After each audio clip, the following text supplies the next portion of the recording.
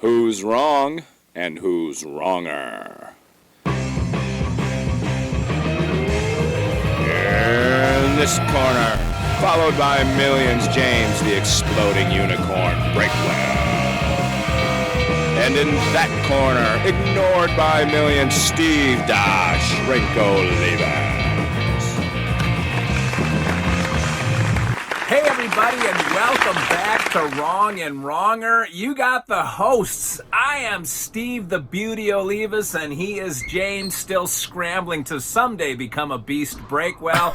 And this is the podcast where we argue about things that usually turn into things we didn't even expect to have to argue about when we start the show. But James, as always, I am so curious. Wait, you're on this side. No, wait, you're on that. I don't know what side you're on, but how you doing tonight? I am doing spectacular because in 25 minutes I will be done talking with you for another week.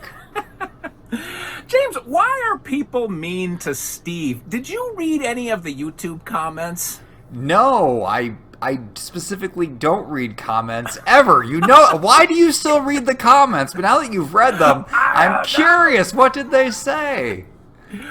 Well, I think, you know how, like, the kids will reflect how their parents are. Like, if the parents are fine, upstanding people, kids will be fine, upstanding people. James, you have a bunch of children, per se, on the internet that follow your lead and are just mean to Steve. So you always select the thumbnail that goes for our YouTube videos. And oftentimes, you find a thumbnail that sets you in a flattering light and me in a somewhat less flattering light. And there were several comments about how I looked last week, but the one that hurt, somebody said, that looks like a Zoom phone call between a middle school principal and the skater punk who just wants to smoke weed and play video games all day. And I thought, wow. James, it hurt me. It cut me, James. You understand? You know, I think it hurts us both, because at first I thought they were calling me a skater punk, then I realized they were calling me the principal, and now I'm even more offended. Okay, let me clarify something right now. I only pick the thumbnail about half the time. The other half the time, I'm just scrambling to get that thing posted between whatever else I'm doing during the day, and I just let it ride. Whatever it automatically picks, I just roll the dice and let it fling out there, because I figure I look pretty good no matter what. So the odds are probably, 80% chance I'll look decent, and you know what? You're just going to look like you no matter what. So it is what it is. Well, you can't see this week, but I am wearing a shirt and tie. So I will soak in the accolades and the compliments this week. I know it. I am going to check the YouTube comments, and I'm going to walk away flattered and impressed with myself. My wife tonight was trying to explain to you, to my 10-year-old who you are, trying to jog her memory. So I said I had to talk to you tonight, and she was very confused by this. Apparently, I've never mentioned your existence before, despite the fact you've been over to my house multiple times. I've been here. So the description my wife gave to her said, surely you remember Steve, Mr. Olivas. He's very loud and laughs a lot. That was her description. She summed you up with that one sentence. So you can take that for what it's worth. I don't know if that's better or worse than the YouTube comment, but I thought, you know what, that she's not wrong. I don't even know what to do with that information. You know what, that's good though. Volume is a sign of dominance. If you speak quietly, it shows you're timid and you're afraid to get your opinion out. So if you have to choose one or the other, I would choose to be loud. I always choose to be loud until my wife shushes me, and then I wait for her to go away, and then I get loud again. That is the preferred way to be. Dominance or being hard of hearing. One of the two. Yes. You know, that reminds me, I was talking to my daughter on the phone tonight, and she made some snippy comment because she gets it from her mother, but I said, you're very sarcastic. And she said, sarcasm is a sign of intelligence. And I thought, ooh, I'm going to use that tonight, because that means, well, A, James Breakwell's probably the smartest person I know, except for B, me. So Maybe that's a good sign for us, James. It's a good sign for one of us. I don't know if there have been any good signs for you in this entire podcast so far, but I love the optimism that you're still digging for it there. And speaking of digging for things, that segues into what I thought would be the topic for tonight. Buying hard-to-find items. 'Cause I'm the kind of guy who, if there's a line for something, I just don't want it. I don't think anything's worth waiting for. I don't think anything's worth paying more for. But recently, I started trying to get an Xbox One, or an Xbox Series X. It's been out for months. I thought it'd not be a big deal, and it was a huge deal. They're still sold out everywhere, apparently. And I went through the same thing way back at the start of the pandemic. I thought, oh, wouldn't it be neat to get my kids a Switch, a Nintendo Switch? Because at the time, I was like, well, they're going to be off from school for a whole week. I better get them this console. Yeah, little did I know how long they would be home. And at the time, and this thing had been out for like a year or more, maybe it'd been out for a couple of years by that point, and I ended up having to go to eBay and pay $100 over for it. And this time, but I mean, in hindsight, I'm glad I bought it when I did, because they ended up being home for like 5 months straight. I would have had to have given them away if I hadn't kept them distracted. Now with this Xbox Series X, I refuse to go to eBay. I'm just going to go to the regular retailers, and I'm going to hit refresh a million times and just pay the regular recommended retail price. In fact, as I record this with you, I have the other window pulled up to hit refresh. Wow. It is Careful there, my It is friend. kind of the other woman for this podcast tonight. It is my distraction. But apparently, as I told you the story, I thought, well, surely you've had other things you've tried to get over the years, and it turns out you've been trying to get this very same item. What is retail on the Xbox? If you get new one? the good one, it's $500. Okay. It's like $495 or something. Yes, right? $499. $499. All right. So we were looking for my son for Christmas. It was the only thing he had on his Christmas Oh, list. geez. And so we were looking, and I think I said to my wife, well, because of course, you have to go to the secondary market, which is people that are trying to flip them. And I said, we'll pay $750. We'll go 50% over sticker price, and we could not find one for under, I think it was like $900 Wow. was the going price on the secondary market. And that was for the Christmas rush. It's probably settled down a little since then. But it's like, I absolutely refuse to pay that much for something, I don't know, that A, I'll never use, but B, what are we contributing to his long-term success in life with a new Xbox now? If he gets it in July, he'll be just as much of a degenerate as his dad. And that's not too bad. So you ruined Christmas for him. I'm curious what gift you gave in place of the one and only thing he asked for.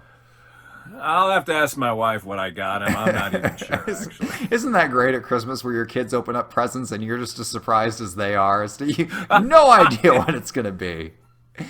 James, I am aware of roughly 15% of what happens in this house. I've made my peace with that a long time ago. I've gotten more involved with the Christmas gift giving process as we got Amazon Prime, so I can buy things in a click or two.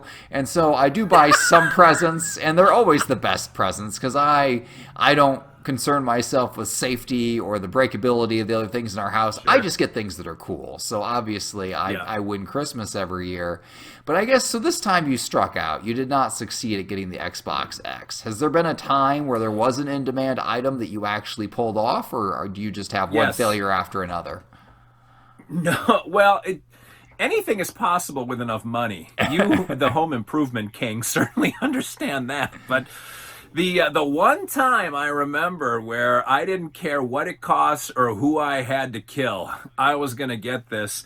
And I can't even remember what they were called. I would have looked it up if I'd have had a minute before we recorded. But my daughter was collecting little, dogs that McDonald's was giving away. Oh, And like Beanie Babies? there was a set. No, it wasn't Beanie Babies. She collected those too, but those we just would pick one off the kiosk whenever we'd be at the mall. Okay. But there were little ones that came with your food, and there were maybe 18 of these dogs in the set, and I think we had 15 of them or something. And it's like anything else, there are a certain number of these that get, I believe, held back on purpose so that you keep buying Happy Meals trying to get these darn dogs. But I decided to go to eBay. And the best birthday she ever had, and this was Dad hitting a home run, I just wanted to say that it was probably her 10th or 12th birthday, because she was, Lizzie McGuire was still a big thing. You remember Hillary Duff as Lizzie McGuire, right? I'm a little too old for that. I know you think I'm like 5 years old, but I believe it or not, I think I'm closer in age to you than I am to your daughter. That is absolutely untrue. Okay. Nope, that's not true. You are closer in age to her than to me. That is unfortunate. All right, continue your story. By 50%, actually. Are you like 90? You know what? We're not going to go down this road. We know you're older than dirt. Let's finish the story. So anyway, I went on eBay, and I got the set, and I forgot what it cost, but it outraged me. And then I went and got Hillary Duff concert tickets. She was coming to the Bridgestone in Nashville here, which it wasn't called Bridgestone at the time. But so we got Hillary Duff tickets and these dog things. And I remember feeling like Super Dad. And that was a great birthday. That's probably the only birthday year of hers that I was in complete control, and I knew what she wanted, and I would burn down any bridge to get it. It's interesting that you mentioned concert tickets, because those are something else that always goes out and gets sold out. And I've never understood that one either, because you've got like 60,000 seats in some of these stadiums. I don't know how they sell out. If it's not, half going to scalpers who are just bumping up the price. I have so far avoided the stadium music experience. My kids don't listen to that, or they listen to music, but not enough that like I'm going to go take them to a concert somewhere, because that just seems like a special form of torture. Did you actually go to the Hillary Duff concert with her? It was me and her, so daddy-daughter to Hillary Duff concert. And I will tell you this, James, and you have 4 daughters, so you'll get dragged to one of these, whatever the new one will be in a few years at some point. But my recommendation to you is go to an outdoor venue, because we were in the arena, and I swear to God, there were probably... She only had half the arena, like the rest was blocked off because she's not big enough to fill an arena. But there were probably 8,000, like 8 to 15-year-old girls. Maybe not that many. They all had parents. But the point is this. When the lights went down and she was about to come on stage, the scream of 6,000 girls simultaneously screaming was almost painful. Like, it was the most deafening, ear-piercing experience I've ever had. It was absurd. The only thing that surprises me about that is you said it was almost painful, because my 4 kids just screaming in the house here can make it painful, like audibly. I can't imagine multiplying them by 2,000. Like, that is my nightmare, that specific scenario. Yeah. That's what I think it's even worse if you go to like the boy band concerts, anything that gets the hormones going. Sure. Oh yeah, that. Yeah. I'm gonna avoid that. Then you've also got like a bunch of 45-year-old women screaming too. There's an interesting cross section at those shows.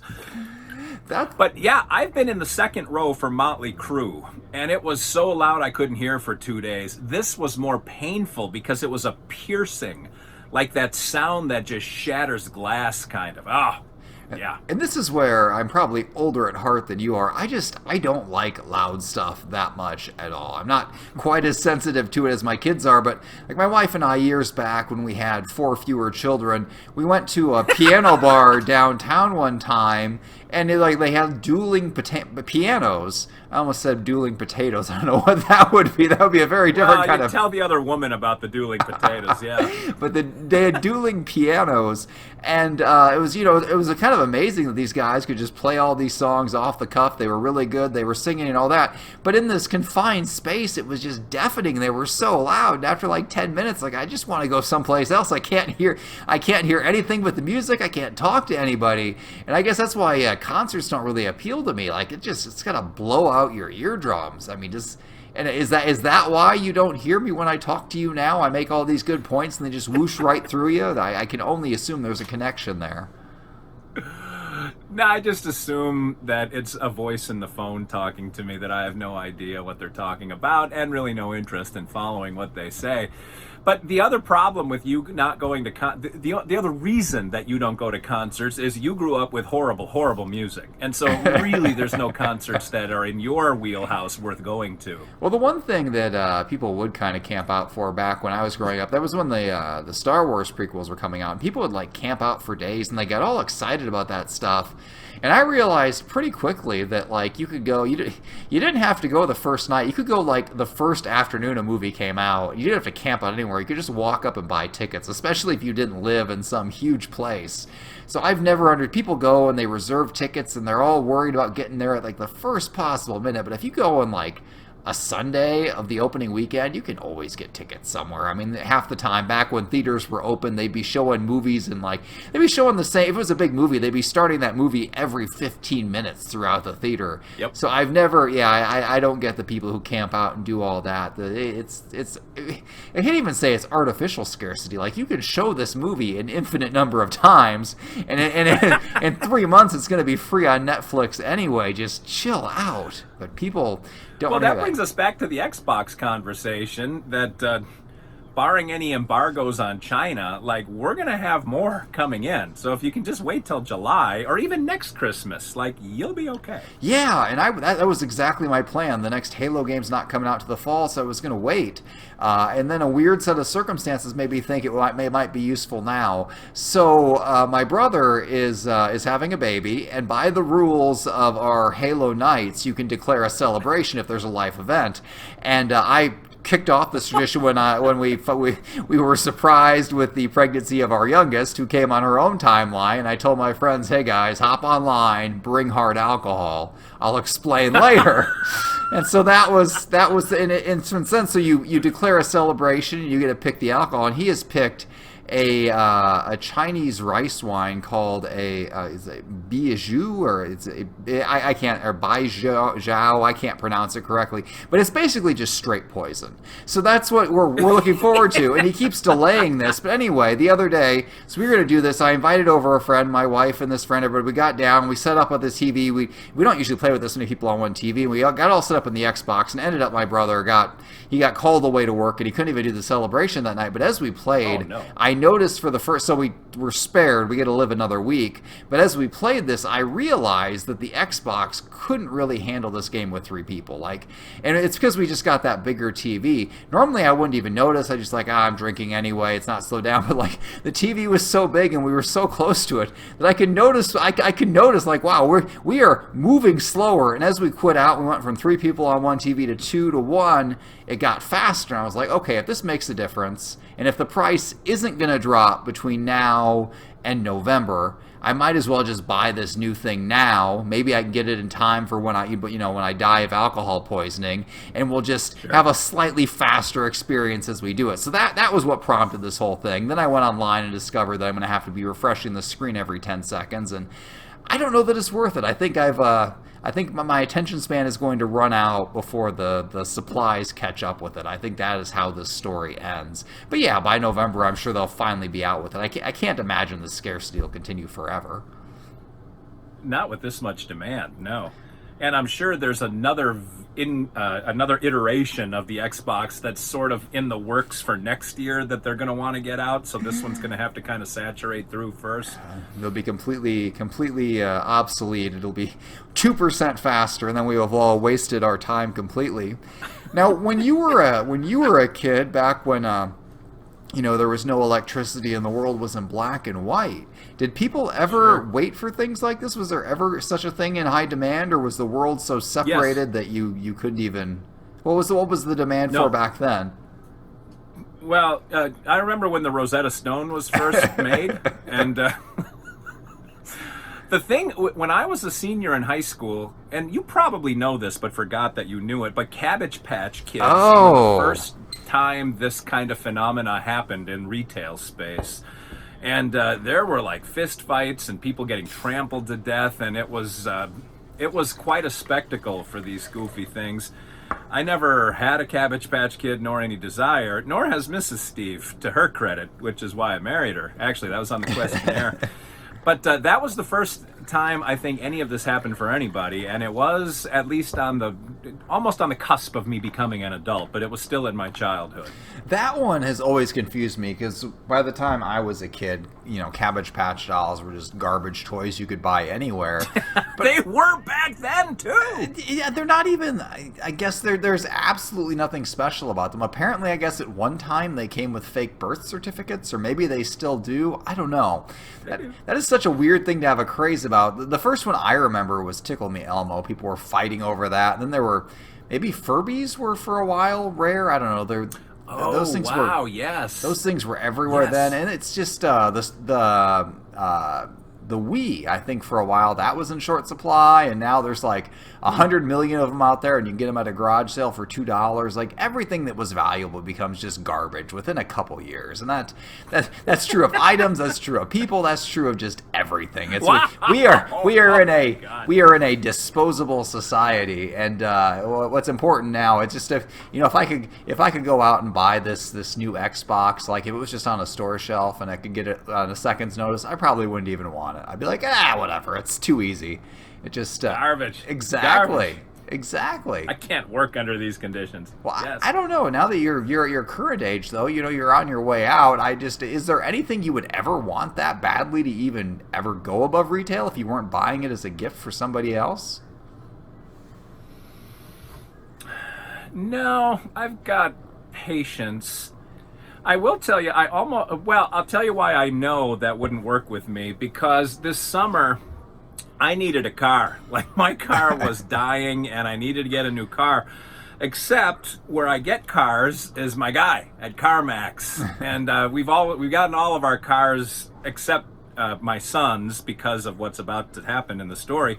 So over the summer, I needed a car, and we went to my guy at CarMax, and he's like, we don't have any inventory. Because of the pandemic, people stopped buying cars, so CarMax just stopped purchasing cars from all of their wholesalers. And so there were like no cars on the lot, and the ones I wanted were all sold like a week and a half ago. They're still sitting there with sold signs on them. So rather than just waiting a little while, I just bought the car that came the closest to something I might want. That's my car now. And then when my son went off to school, he needed a car too, because he's 1,000 miles from us, and I didn't want to get him a 900. If he'd have gone to high school here, we'd have just gotten him a $1,000 car, and if it breaks down, we go get him. But he's going too far away, so we had to get him a decent car, and had to go to actually like a dealer. We had to go to a car lot to get a car. But it's because of lack of inventory. But my point in telling this whole story is that if something I want isn't there, I'll just take something else and be fine with it. And whether it's a vehicle or anything else down the line, I'm usually okay with whatever I get. My parents did the same thing with us. They have probably owned more used cars than anybody in America.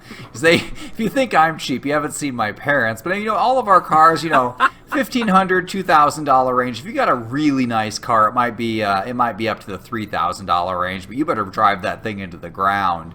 And they would just go and they buy these things and rotate them through kids. I mean, they've got so many kids of driving age now, and that was kind of the thing. They kick you out of the door. You get a college degree and a car, and you're on your own.